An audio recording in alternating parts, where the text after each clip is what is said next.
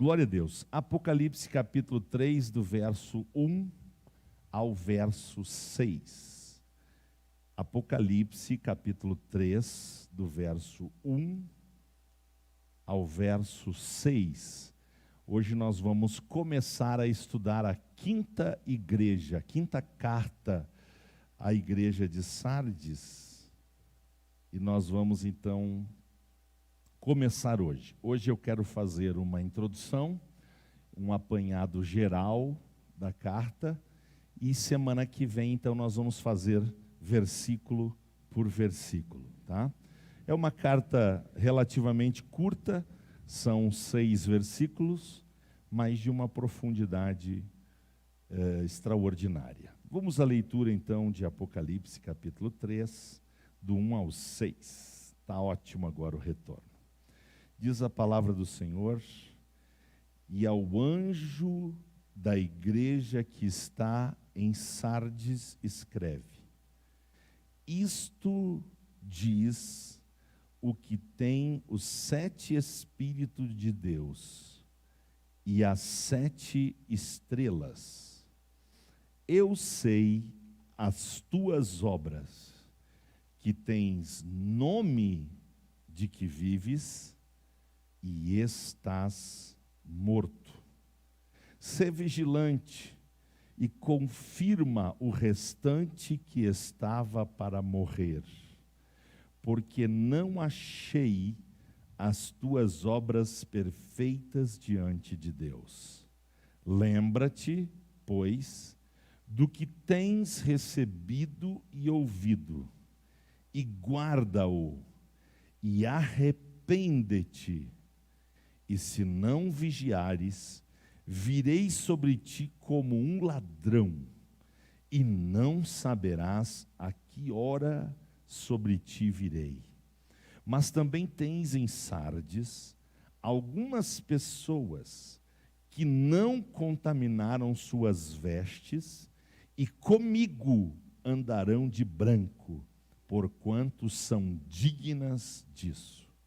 O que vencer será vestido de vestes brancas, e de maneira nenhuma riscarei o seu nome do livro da vida, e confessarei o seu nome diante de meu Pai e diante dos seus anjos. Quem tem ouvidos, ouça o que o Espírito diz às igrejas. Eu vou ler a última parte do versículo 1 de novo. Eu sei as tuas obras, que tens nome de que vives e estás morto. Oremos ao Senhor. Nosso Pai, mais uma vez, gratidão pela leitura maravilhosa da tua palavra. A tua palavra é esclarecedora. A tua palavra nos faz andar na luz. E como é bom andar na luz. Andar na luz é muito melhor do que andar na escuridão. E nós te louvamos, Pai, porque outrora nós andávamos na escuridão. Outrora nós éramos cegos e nós não conseguíamos entender a tua palavra, porque o Deus deste século tinha cegado o nosso entendimento. Mas o Senhor, pelo seu poder e pela glória do seu poder, o Senhor abriu os olhos do nosso entendimento. O Senhor iluminou o nosso entendimento e nos deu o Espírito Santo, o maior mestre do universo, o Espírito que penetra as tuas profundezas e discerne as coisas espirituais aos espirituais. Por isso, Deus, mais uma vez, que maravilha é podermos escavar este poço esse tesouro da tua palavra. Ajuda-nos a ir fundo, Senhor. Ajuda-nos a cavar fundo, Senhor. Ajuda-nos a mergulharmos sem medo de entrar nas profundezas da revelação do Senhor. Obrigado, Pai. Obrigado porque a Tua palavra nos dá segurança. A Tua palavra nos dá firmeza. A Tua palavra nos livra da inconstância. A Tua palavra nos livra de cochear entre dois pensamentos. A Tua palavra, Senhor, nos livra de nós termos ânimo dobre. Pelo contrário, a Tua palavra dá firmeza. A Tua palavra nos faz andar sobre a rocha. É por isso que a nossa casa não cai, porque a nossa vida está pautada em ouvir e praticar a Tua palavra. Receba a nossa gratidão, Pai, e mais uma vez, abençoa o Teu povo, nos fazendo crescer na graça e no conhecimento do Senhor Jesus Cristo. Amém. Glórias a Deus. Muito obrigado, sentem-se. Aleluia. Mais uma vez eu quero dar as boas-vindas aos nossos irmãos que nos escutam no rádio, na nossa rádio web, a Devacaria no Ar. Louvamos a Deus por isso e nós vamos fazer uma grande divulgação para que mais e mais pessoas usem esta possibilidade de escutar também através da nossa rádio web. Hoje, então, nós vamos começar, melhor dizendo, a estudar a igreja de Sardes. A igreja de Sardes. A igreja sem o propósito de agradar a Deus. A igreja de Sardes. A igreja sem o propósito de agradar a Deus. Glória a Deus. Que perigo que nós corremos, irmãos. Porque, atenção, antes de estarmos na igreja,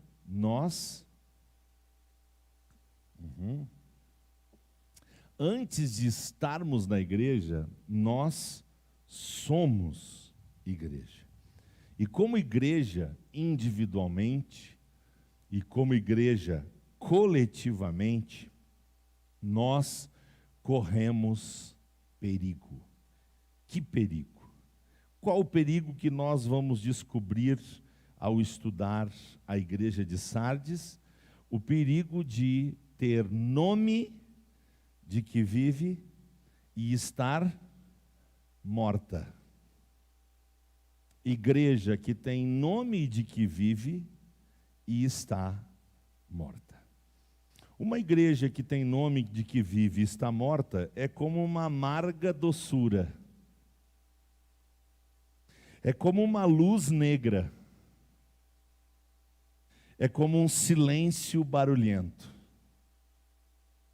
Ou seja, uma igreja que diz que está viva, mas na verdade está morta, é uma grande contradição. Uma igreja morta é a maior contradição que pode existir. E o Senhor Jesus está nos informando através dessa igreja de que é possível esta triste realidade. Essa constatação horrível do Divino Mestre, o fundador da igreja, de que uma igreja local pode morrer. O crente individualmente como igreja pode voltar a morrer tendo ressuscitado das suas ofensas e pecados, pode tornar a morrer, e uma igreja local também pode deixar de viver e experimentar a morte. É claro que, para acontecer isso, essa tragédia tem que passar por uma liderança totalmente desfocada, descomprometida com Cristo e com o seu reino. É por isso que todas as cartas começam se dirigindo à liderança, porque a liderança é responsável primeiro pela situação da igreja. Então o Senhor se dirige primeiramente ao anjo da igreja, à liderança da igreja, e aí então traz revelações acerca da igreja. Então, nós precisamos entender que o diabo é a fonte do pecado. E o pecado é a geração da morte. O diabo é a fonte do pecado. O diabo inspira o pecado. E o pecado gera a morte. E quando a morte toma conta de uma pessoa ou de uma comunidade, porque nós estamos pensando no contexto de igreja local, nós temos que entender que se cumpre a vontade do reino das trevas de que a igreja, no mínimo, seja vagarosa, dormente, fria, indiferente, superficial e indisciplinada. Satanás precisa enfrentar uma igreja com essas características. Então, o que ele vai fazer?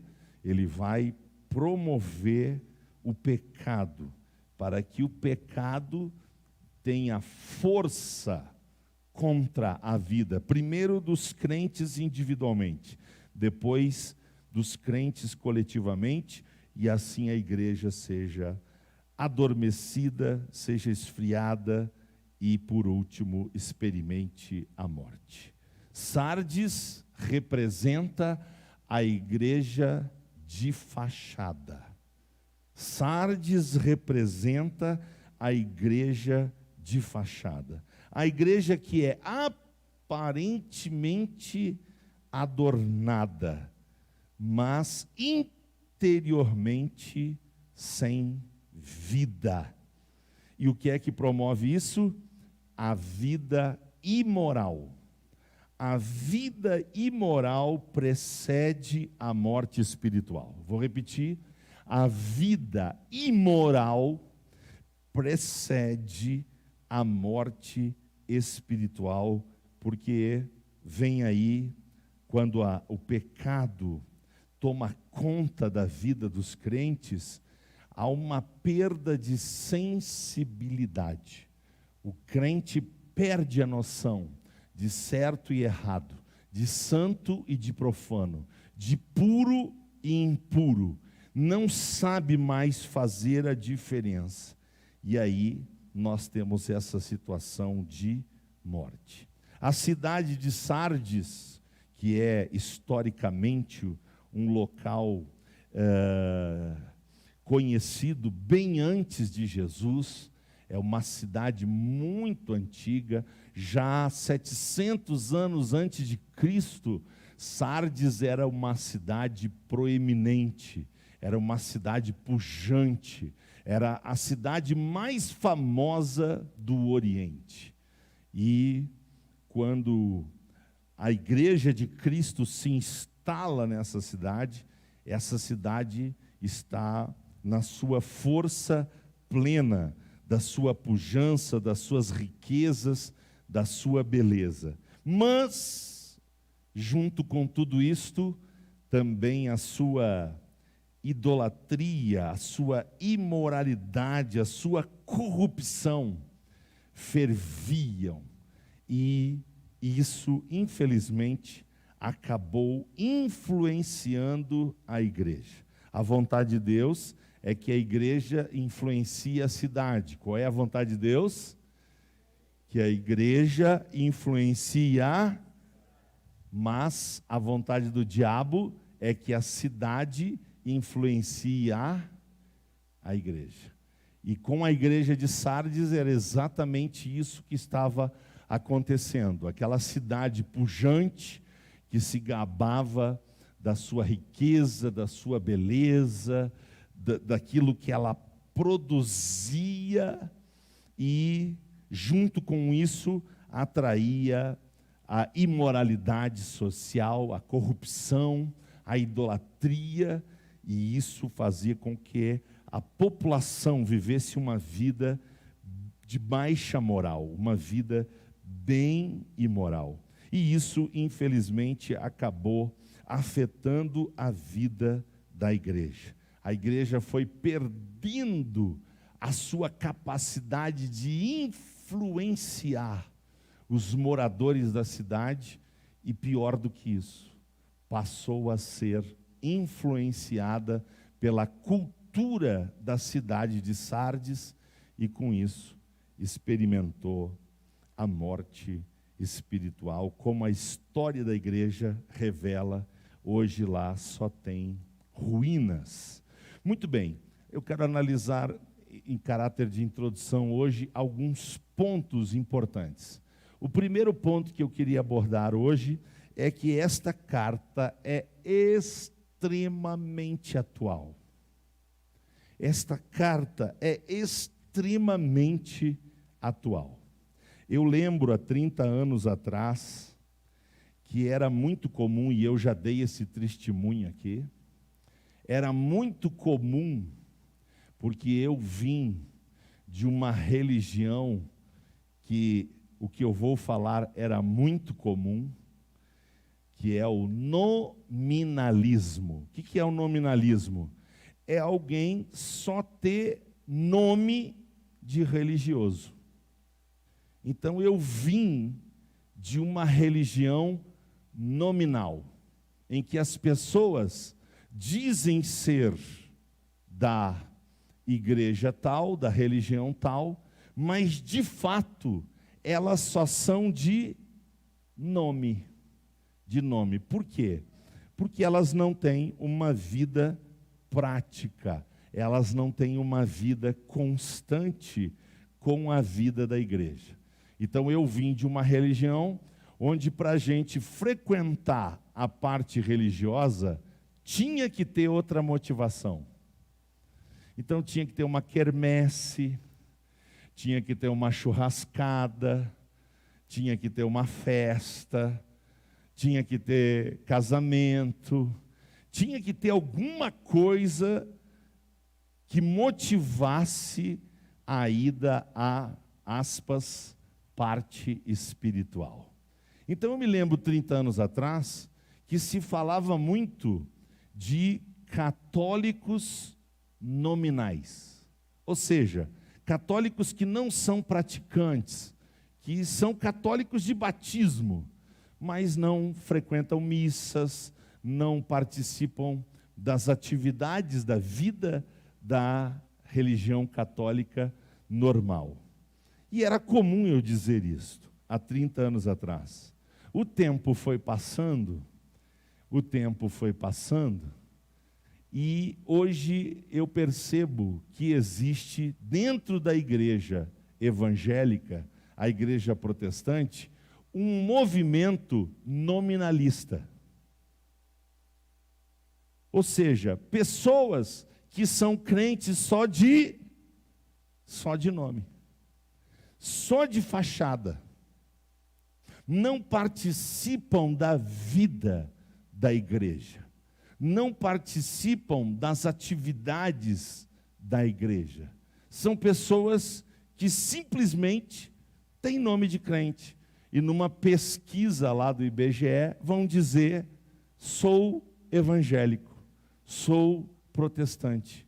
Mas não porque tem uma vida compromissada, uma vida ativa na vida da igreja de Jesus Cristo, mas porque em algum momento se batizaram e aí depois deixaram de participar da vida da igreja, mas dizem que são evangélicos. Então há uma multiplicação do nominalismo também entre nós.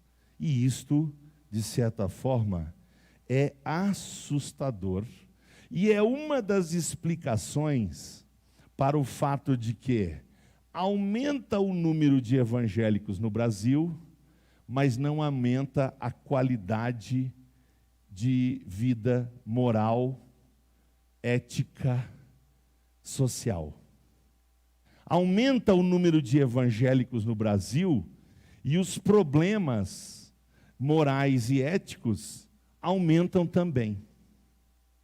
E uma das razões para isso é a quantidade de crentes nominais.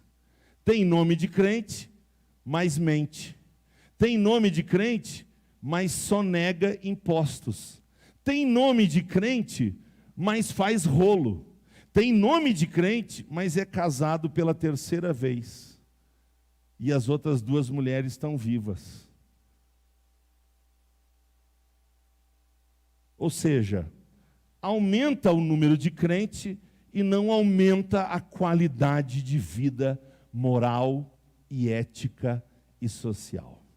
Isso se deve à quantidade de pessoas que de crente só tem a fachada. De crente só tem a fachada. A falta de compromisso com o Senhor Jesus e com a sua obra é algo perceptível. Eu tenho certeza que todos nós conhecemos crentes que só o são de nome. Não fazem atividade nenhuma na igreja, frequentam lá de vez em quando, e ainda quando frequentam, chegam atrasados e se der no pé, se der no jeito, sai antes.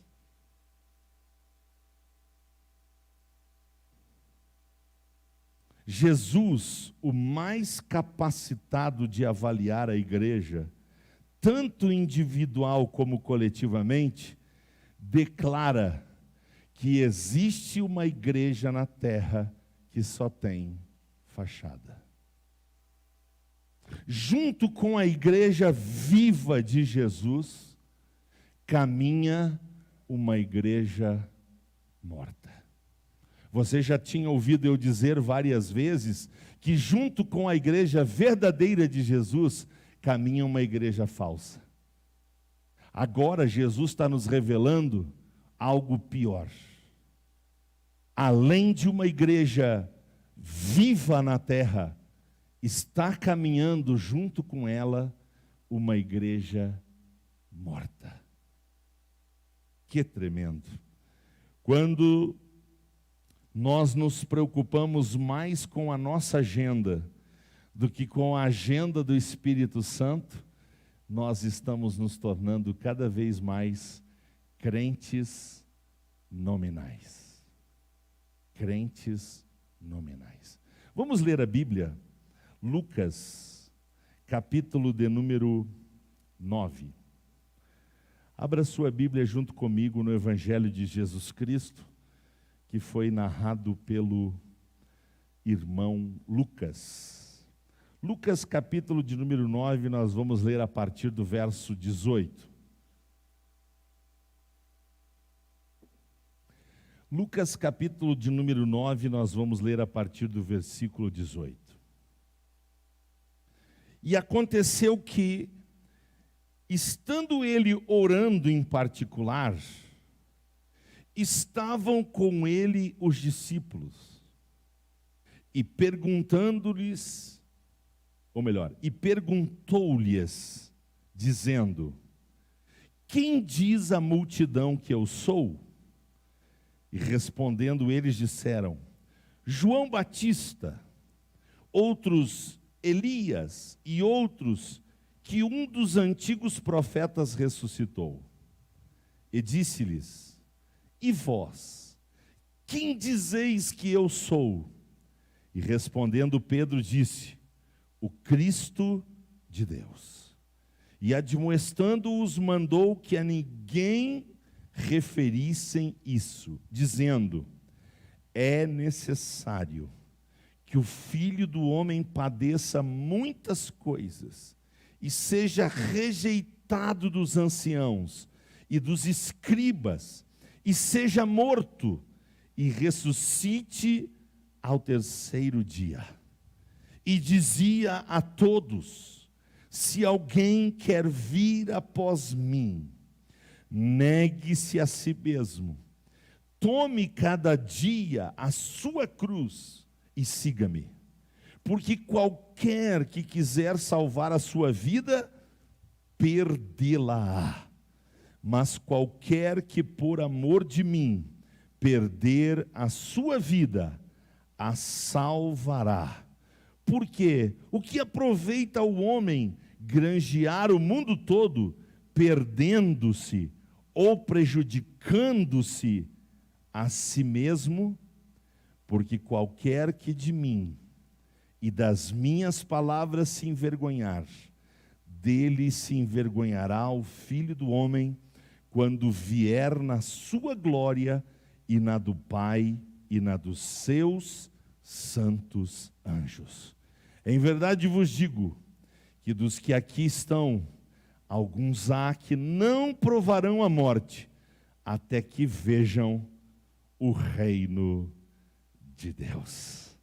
Vejam, irmãos, que o Cristo, o Filho do Deus vivo, aquele que veio estabelecer a sua igreja viva, a sua igreja poderosa, a sua igreja que João já viu glorificada no céu, triunfante e vencedora. Esse Jesus nos convida para vir a Ele, negando a nós mesmos, tomando cada dia a cruz e seguindo a Jesus, de tal maneira que a nossa vida, os nossos interesses, a nossa vontade vá se esvaindo, de tal modo que a vontade de Cristo esteja cada vez mais reinando na nossa vida. Bendito seja o nome do Senhor.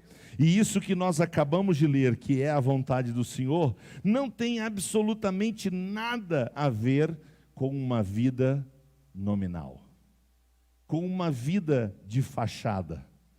Quem vive de fachada, quem vive de aparência, como vai aceitar perder a sua vida por amor a Jesus?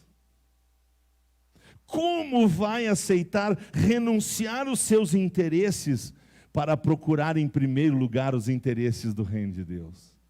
Como vai fazer com que a cruz seja carregada dia após dia, seguindo os passos do seu Senhor Jesus? Como que um cristão nominal vai conseguir viver assim? Não tem jeito. A segunda consideração que eu queria fazer hoje é lembrar a todos nós de que a morte espiritual é uma realidade. A morte espiritual é uma realidade tanto quanto a morte física. E qual é a pior? Qual é a pior morte que pode existir, irmãos? E Jesus está dizendo a uma igreja: vocês têm nome de que vive, mas na verdade, vocês estão mortos. A morte espiritual é uma possibilidade real. E como que ela se dá? Como que a morte espiritual acontece? Por falta de dinamismo, por falta de continuidade, por falta dos exercícios de piedade que confirmam a vitalidade e a presença de Deus, a vida de Deus em nós. É por isso que a nossa motivação principal deve ser a presença do Senhor e a presença do seu reino em nós, caracterizado pela vontade de Deus experimentada. O que a vontade de Deus precisa? O que a vontade de Deus precisa? A vontade de Deus precisa ser experimentada. E o que é experimentar a boa, agradável e perfeita vontade de Deus? O que é isso na prática? É ter prazer, ter total prazer na vida de Deus em nós. É ter uma profunda alegria pela salvação que precisa dominar a nossa vida e as nossas atitudes, e isso precisa estar queimando nos nossos corações. Nós temos que viver queimando pela presença de Deus, pela presença de Deus. Isso tem que queimar dentro de nós. É por isso que a ordem é: todos os dias, remover as cinzas, arrumar o altar, empreender fogo, porque o fogo tem que arder continuamente sobre o altar. O fogo não pode apagar. E essa é uma missão de Deus ou é uma missão minha?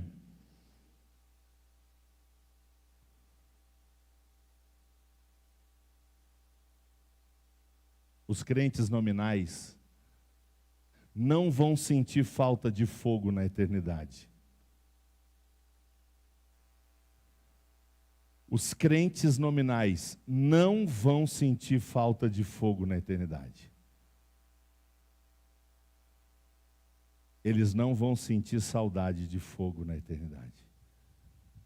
O diabo não vai deixar o fogo se apagar para quem brincar de ser crente durante a sua vida aqui na terra. Por que eu tenho que acender um fogo diariamente na minha vida? Para que na eternidade eu viva longe dele.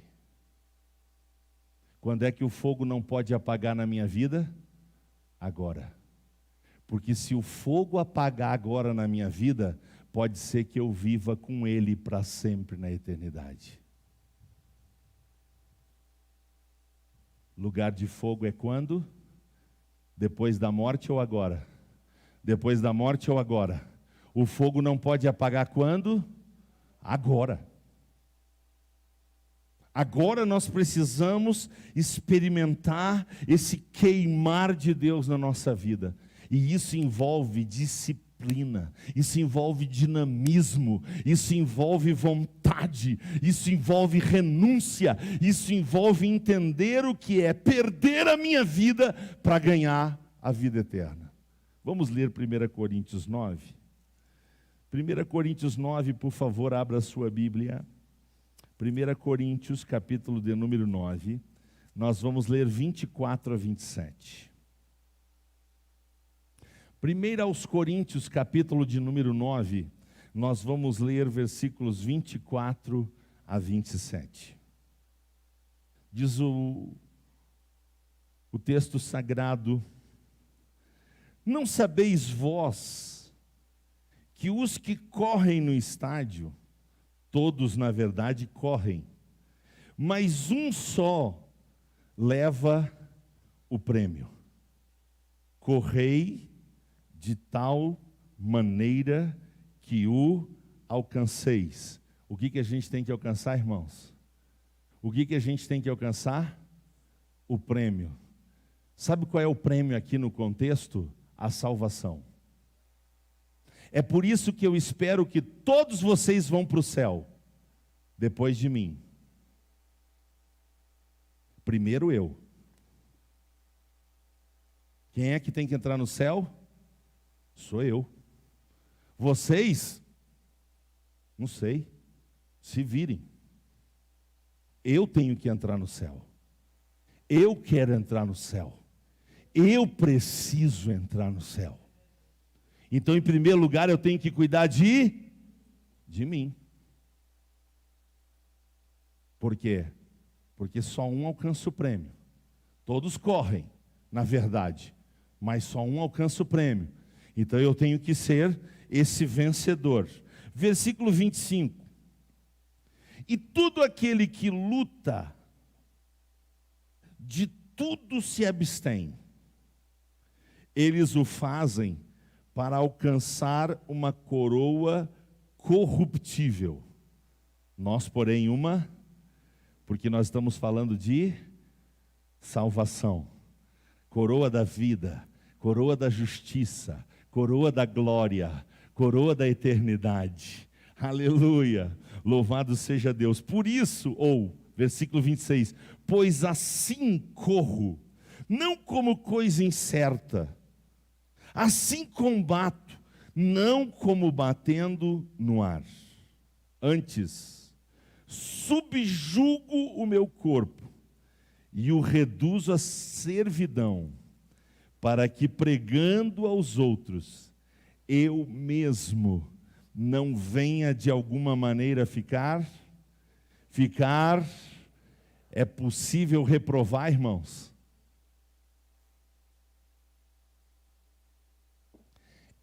É possível reprovar. É possível não passar no teste de Deus.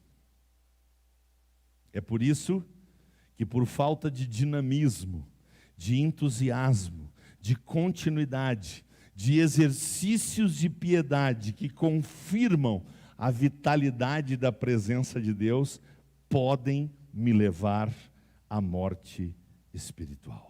Então a pergunta que eu tenho que fazer hoje, agora, e para mim é: Deus tem sido o meu prazer?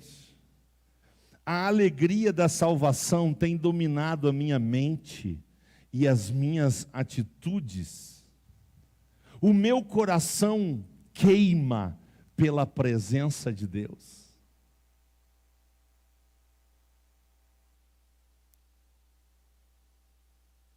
Qual é o conselho bíblico? Semana que vem a gente vai olhar versículo por versículo, mas tenha certeza que Jesus manda fazer 3 coisas aqui em Apocalipse que eu quero citar agora. A primeira, ele disse: sê vigilante. Sê vigilante. A segunda coisa que ele manda: ajuda os fracos. Terceira coisa que ele manda fazer: lembra-te do que recebestes e do que ouvistes da palavra de Jesus. Eu preciso estar constantemente deixando que a palavra de Deus tenha liberdade na minha mente.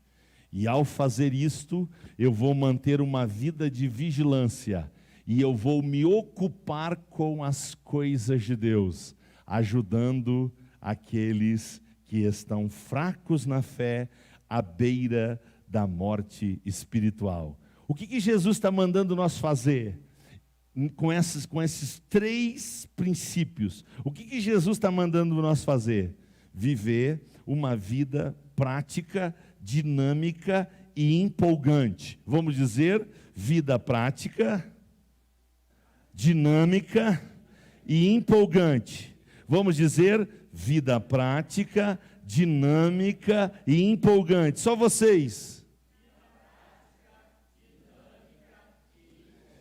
Membros do corpo de Cristo que amam ler a Bíblia, orar, cantar, evangelizar, contribuir e fazer isso diariamente, fazer isso constantemente. Por quê?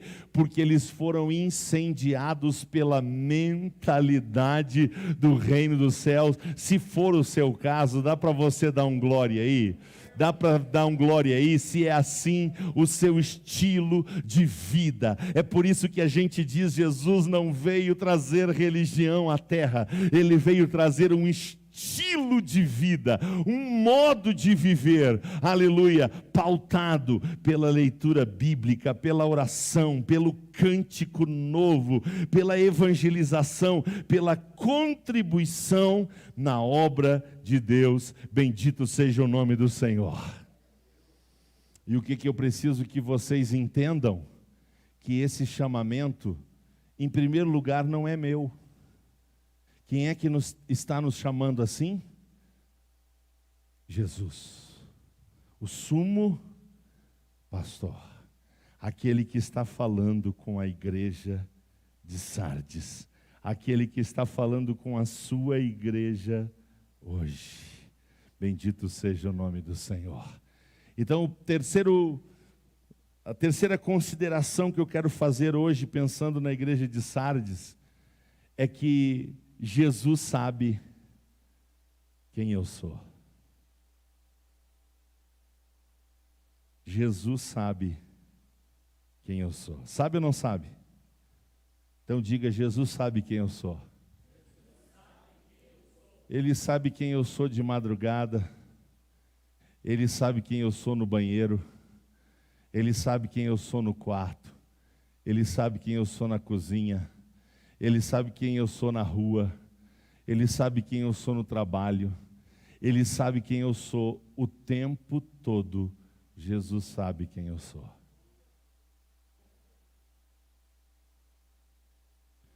Você sabe quem você é? Você já admitiu que Jesus sabe quem você é. Agora a pergunta é: e você sabe quem você é? Porque se a gente não sabe quem a gente é, a gente pode achar que está vivo. E Jesus achar que a gente está morto. Se eu não sei quem eu sou, eu posso achar que estou vivo. E Jesus dizer: não, você está morto. Você está morta. Sim ou não? Ora bem, na pobreza de Esmirna, o que Jesus disse para Esmirna? Na pobreza de Esmirna, o que Jesus disse para Esmirna? Tu és rica.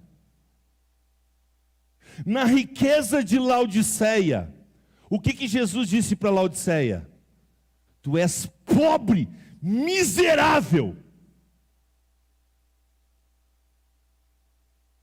Na perspectiva de vida de Sardes, o que Jesus disse para Sardes? Tu estás morta. É possível eu pensar alguma coisa de mim e Jesus pensar outra? Isso tem que tirar um pouco o meu sono.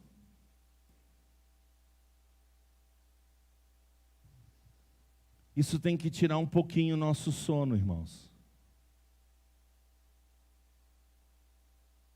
Porque a gente pode estar se achando o rei da cocada branca, porque a gente pode estar se achando a bola 8, o último pacotinho da bolacha, o gás da Coca-Cola, e Jesus não está nos achando é com nada.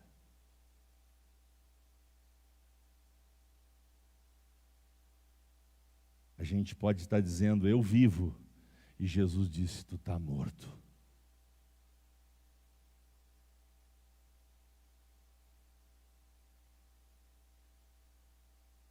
É Ele que tem que nos avaliar. O que vale é o julgamento dEle. É por isso que eu preciso estar cheio da palavra e revestido de uma vida de oração. Eu preciso estar cheio da palavra e revestido de uma vida de oração, porque esta comunhão íntima com o Senhor não vai me deixar enganado, não vai me deixar confundido. Por favor, Provérbios 16, 2, e eu quero todas as versões possíveis. Provérbios capítulo 16, versículo 2, eu quero todas as versões possíveis. Ou seja, todos que nós temos aqui. Eu vou ler aqui eu tenho. Provérbios 16, 2, quem tiver diferente vai colaborando. Todas as versões possíveis. Provérbios 16, 2. Todos os caminhos do homem são limpos aos seus olhos, mas o Senhor pesa os espíritos. Eu vou ler de novo. Todos os caminhos do homem são limpos aos seus olhos, mas o Senhor pesa os espíritos. Aqui tem outra versão. Todos os caminhos do homem são puros aos seus olhos, mas o Senhor pesa o espírito. Outra versão. Outra versão.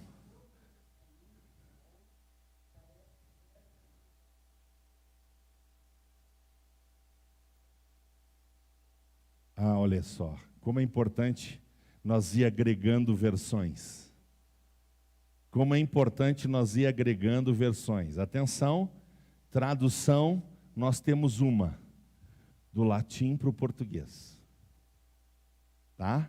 Tradução nós temos umas. Dentro da tradução para o português, nós temos várias versões. Então não peça quantas traduções temos aqui. Não, tradução a gente só tem uma para o português. A menos que alguém esteja usando uma Bíblia aqui em inglês, ou uma Bíblia em alemão, aí nós temos outras traduções. Entendeu? Se alguém tiver uma Bíblia em italiano aqui, nós temos outra tradução. Além do português, nós temos a tradução para o italiano, para o alemão, para o francês, para o árabe. Agora, se todos nós temos a tradução de português, o que pode variar são as versões. Então, como é importante nós termos várias versões? Eu vou pedir, irmão Roque, por favor, ler de novo, irmão Roque.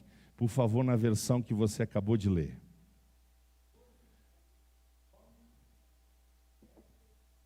Segura. Todos os caminhos do homem parecem certo aos seus olhos.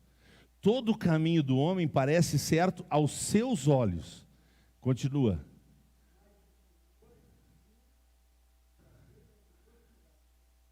Mas o Senhor julga as verdadeiras motivações do coração.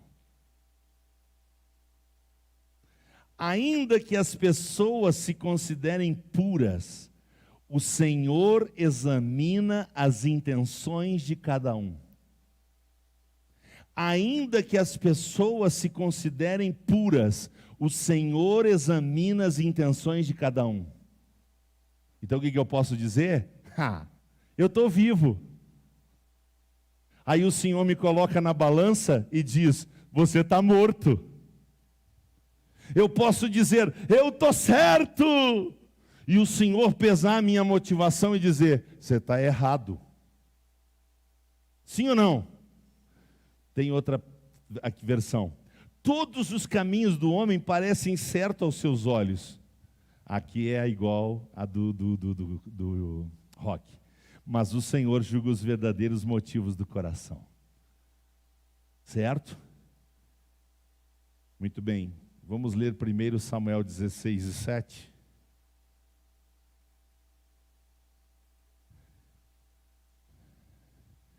Primeiro Samuel 16 e 7. Samuel é homem de Deus? Samuel é homem de Deus? Samuel é homem de Deus. Samuel tinha comunhão com Deus? Samuel obedecia ao Senhor? Samuel terminou a sua vida muito bem, obrigado? Mas ele errou? Por que ele errou? Porque o Senhor disse para ele.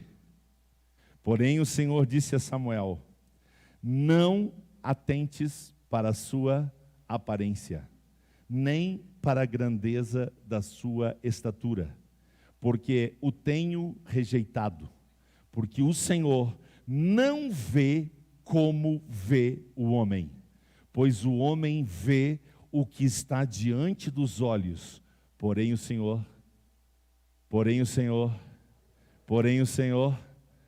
a igreja de Sardes se achava bam.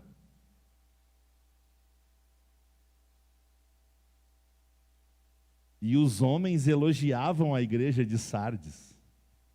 Tinha gente que dizia, pá, se eu morasse em Sardes. Pá, se eu congregasse em Sardes.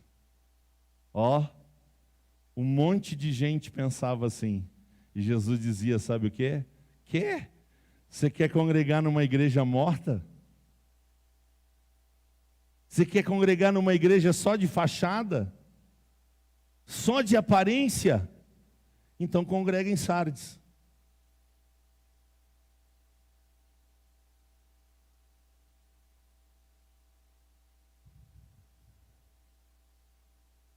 1 Coríntios 4, você sabe que eu gosto desse texto.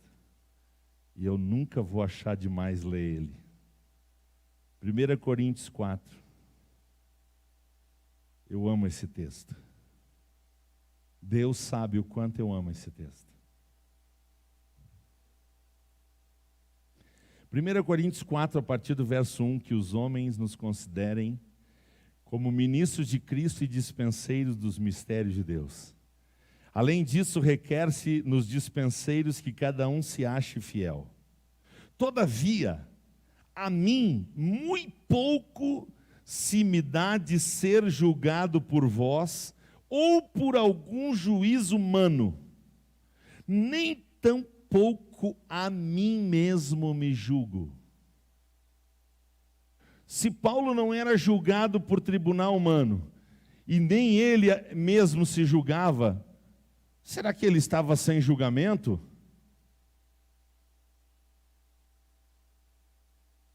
Versículo 4. Porque em nada me sinto culpado, mas nem por isso me considero justificado. Porque quem me julga? Porque quem me julga? Porque quem me julga? Alguém que entende que o Senhor o julga, jamais aceitará ser um crente nominal. Alguém que entende que o Senhor o vê e o julga, esse crente jamais aceitará ser um crente morto.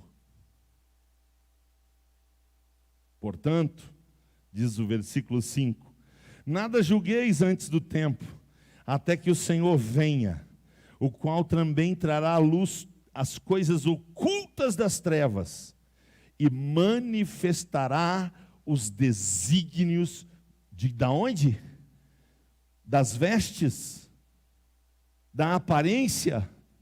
Não. Ele vai manifestar os desígnios dos corações. Marcos capítulo 12, verso 14. Evangelho de Jesus Cristo, que foi escrito por Marcos, capítulo 12, verso 14. Isso foi uma constatação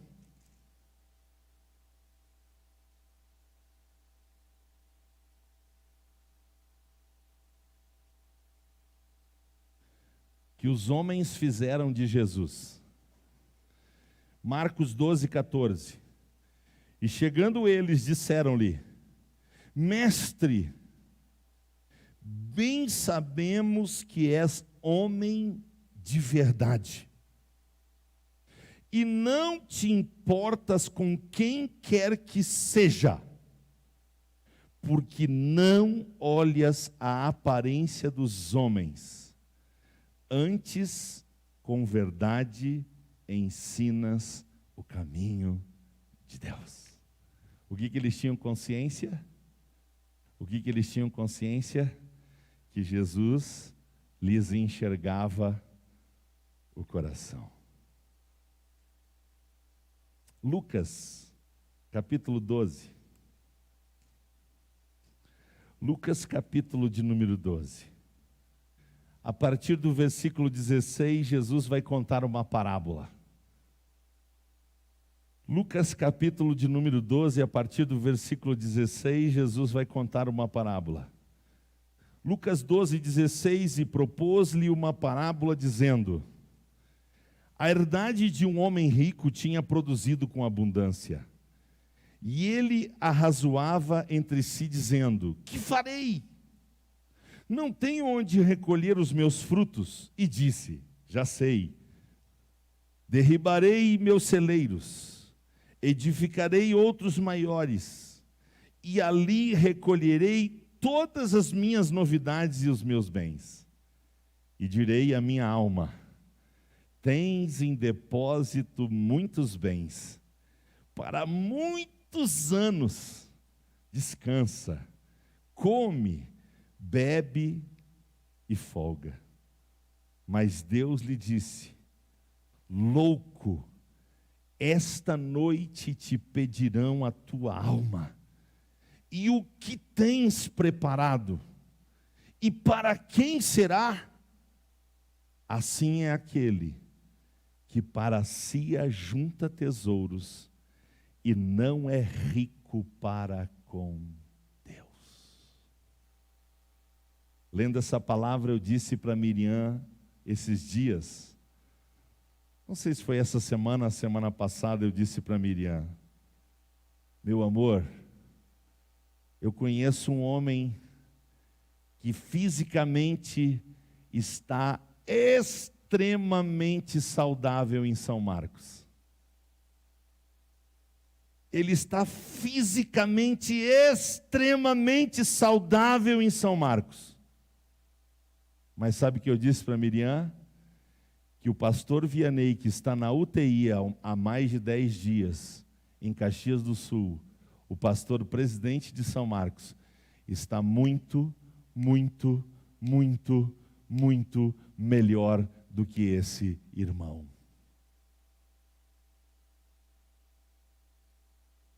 Eu citei o nome para Miriam, disse: amor, sabe o irmão fulano? Fisicamente ele está mas ele não sabe que ele está muito pior do que o pastor que está na UTI, à beira da morte.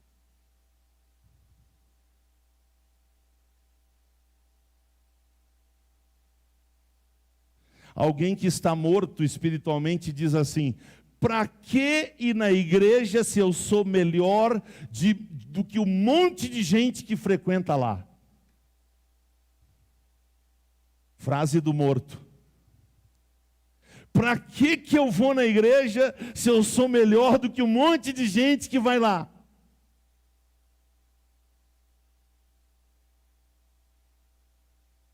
Então diga depois de mim: Deus, nos livre de uma vida sem graça, pois uma vida sem a tua graça é uma vida desgraçada. E uma vida desgraçada, irmãos, é uma vida de alguém que pensa que está vivo, mas para Deus está morto. A vida desgraçada é a vida de alguém que pensa que para Deus está vivo, mas na verdade está morto. O que eu preciso, urgentemente, o que eu preciso, mais do que nunca, é ter convicção da minha comunhão com Deus, da minha comunhão com o Cristo vivo. Eu preciso mais do que nunca ter a certeza da presença de Deus na minha vida. E se Deus está presente na minha vida, a vida cotidiana, a vida prática, ela vai ser pautada pelos princípios e os valores do reino dos céus, e a minha mente diariamente renovada vai permitir que eu experimente a boa, a agradável e a perfeita vontade de Deus. E a vontade de Deus é que eu não só esteja vivo, mas eu esteja gerando filhos para Ele. Eu não só esteja vivo, mas eu esteja saudável, gerando valores para o reino de Deus. Eu não só esteja vivo, mas eu esteja influenciando no ambiente onde eu vivo. Eu não sou influenciado pela sociedade que eu vivo, eu influencio a sociedade onde eu habito, onde eu desenvolvo a minha vida. Bendito seja o nome do Senhor. Ei, vamos clamar pela vida de Deus? Vamos clamar pela vida de Deus? Levante-se, por favor, e vamos clamar pela vida de Deus. Eu quero convidar você a clamar pela vida de Deus. Diga para o Senhor que você entendeu que é possível estar vivo, morto. Vivo, mas morto. É possível estar vivo, mas morto. É possível estar vivo, mas morto para Deus. Ei, o Senhor está chamando gente para morrer, para viver para Deus.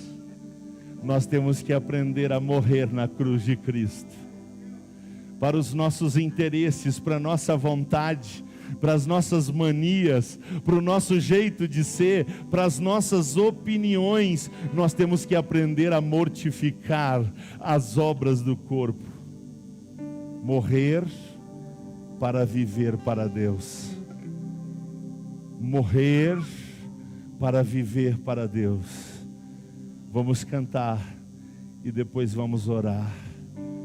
Declare ao Senhor. Você está vivo? Ei, quem está vivo, cante ao Senhor. Quem está vivo, manifeste a vida de Deus.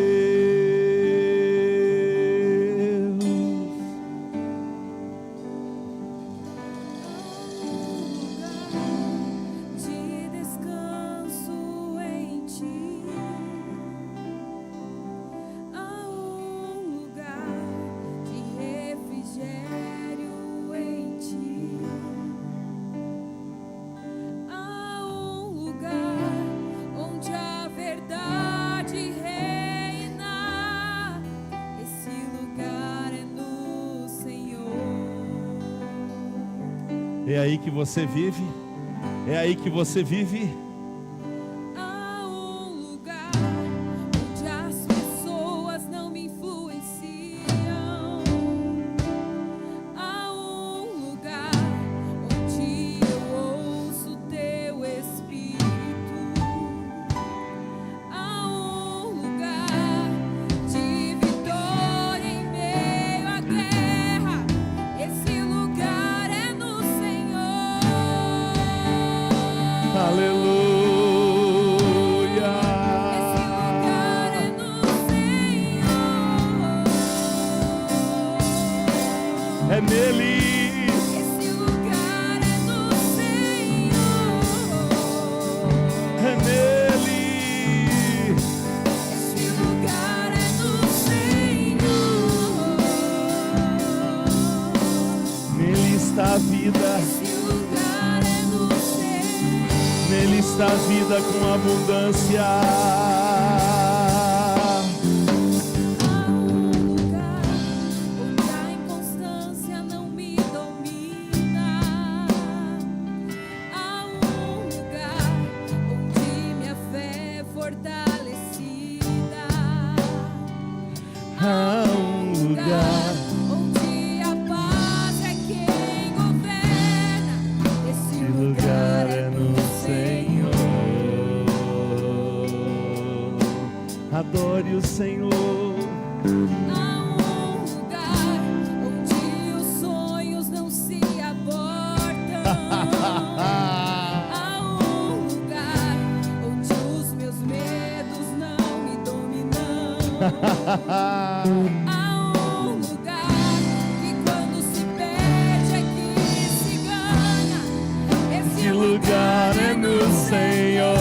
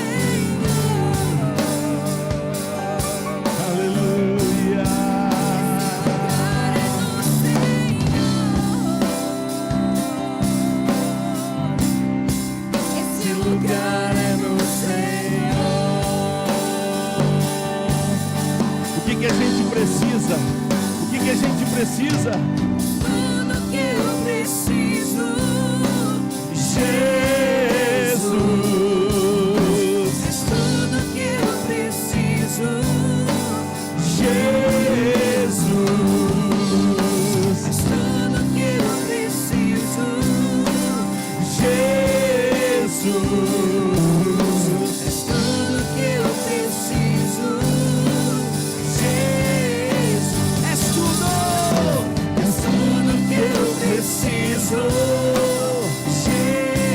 Jesus, és tudo que eu preciso. És tudo que eu preciso. Jesus, mais uma vez. És tudo que eu preciso.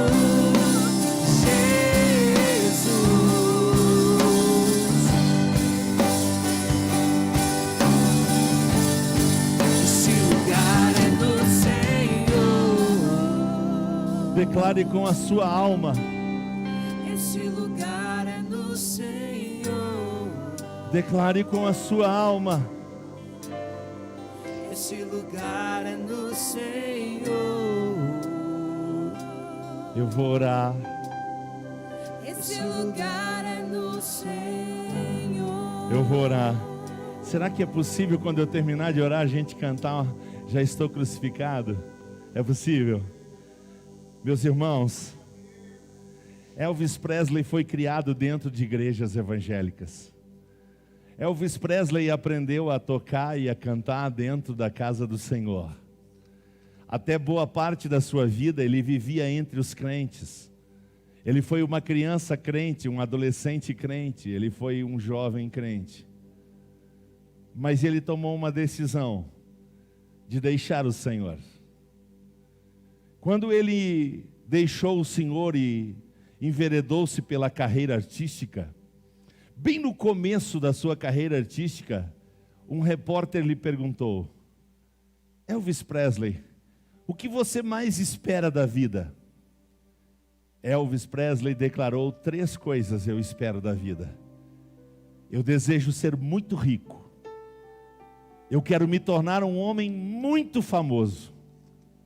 E acima de tudo, eu quero ser muito feliz. Que lindo! Que projeto de vida! Ele queria ser rico, famoso e feliz. Mas ele escolheu fazer isso sem Jesus.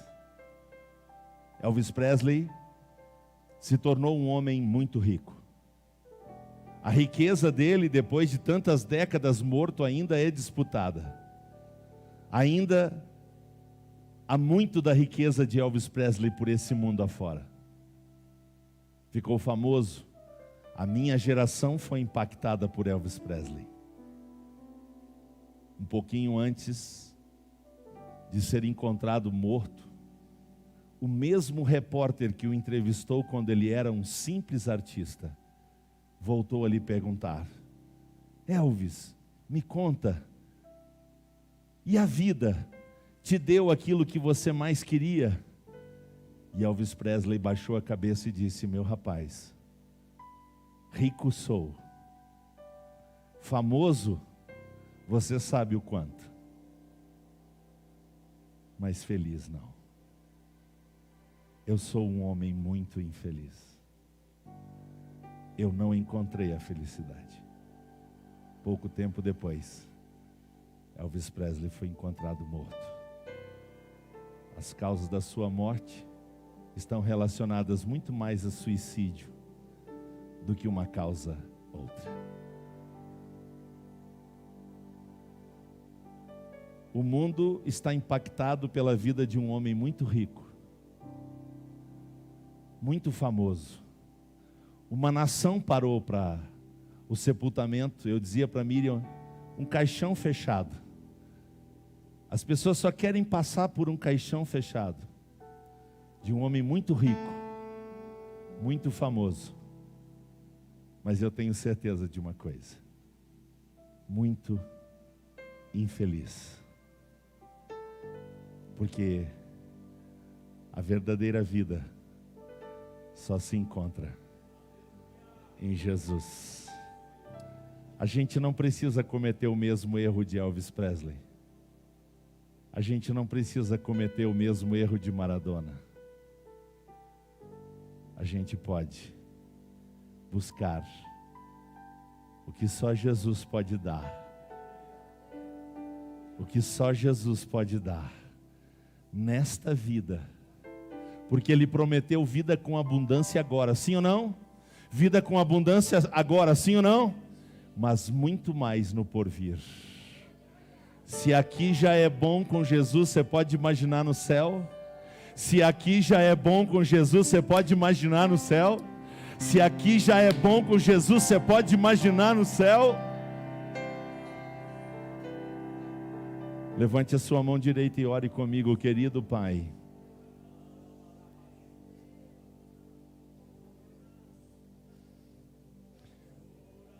A gente não quer ter nome de vivo. A gente quer viver em Cristo. A gente não quer ter aparência de vivo. A gente quer viver em Cristo. A gente não quer que as pessoas achem que nós estamos vivos. Nós queremos estar vivos em Cristo. Nós queremos ser vivo em Cristo. Por isso, obrigado, Pai, porque para viver em Jesus o Senhor nos oferece uma cruz, para que nela cravemos nossa vontade, nossas opiniões, nossos interesses, nossas manias, nosso jeito, estejam cravados na cruz de Cristo, para que com o nosso eu mortificado, possamos viver abundantemente em Cristo Jesus. Para que estar na tua casa e estar na tua presença seja uma alegria, promova entusiasmo, promova a ponto de não ter problema de correr riscos para estar na tua casa, de não ter problema de correr riscos para estar na tua presença, porque o que mais vale é a tua presença. O que mais vale é a tua presença. A tua presença é melhor do que a vida. A tua presença é melhor do que tudo, Deus. Por isso, nos livra da morte espiritual.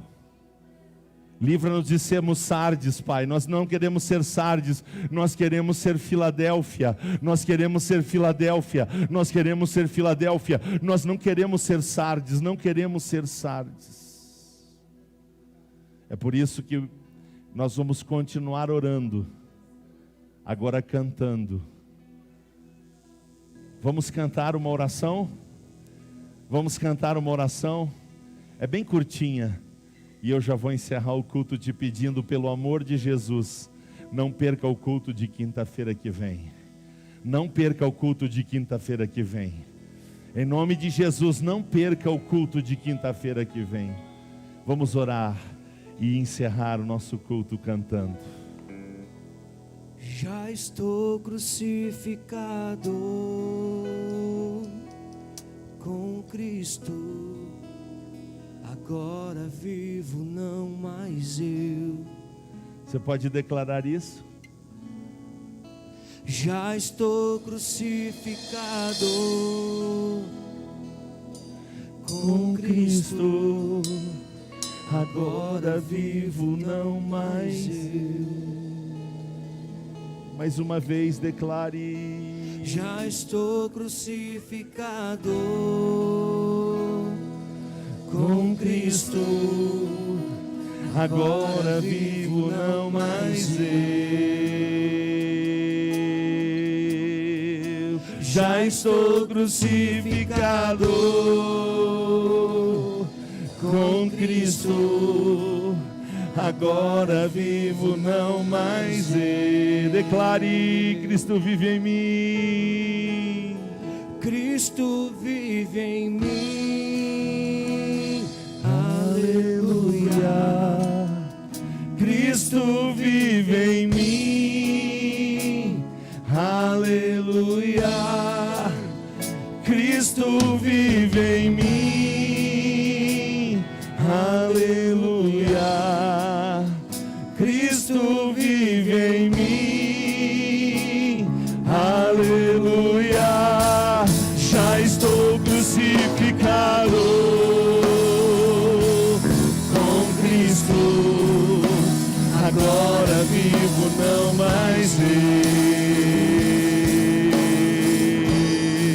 Já estou crucificado com Cristo, agora vivo, não mais mais eu. Cristo vive em mim. Cristo vive em mim. Aleluia. Cristo vive em mim. Aleluia. Cristo vive em mim. Aleluia. Cristo vive em mim. Aleluia. Já estou crucificado com Cristo. Agora vivo, não mais eu. Já estou crucificado com Cristo. Agora vivo, não mais eu. Para encerrar, Cristo vive em mim. Aleluia. Cristo vive em mim. Aleluia. Cristo vive em mim. Aleluia.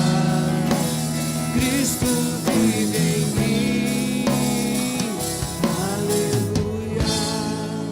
Obrigado, Pai, por esse culto maravilhoso. Abençoa o teu povo com paz. No nome de Jesus. Nos vemos domingo de manhã, nos vemos domingo de noite.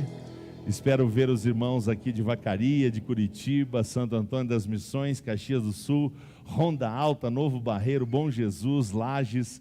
Deus abençoe a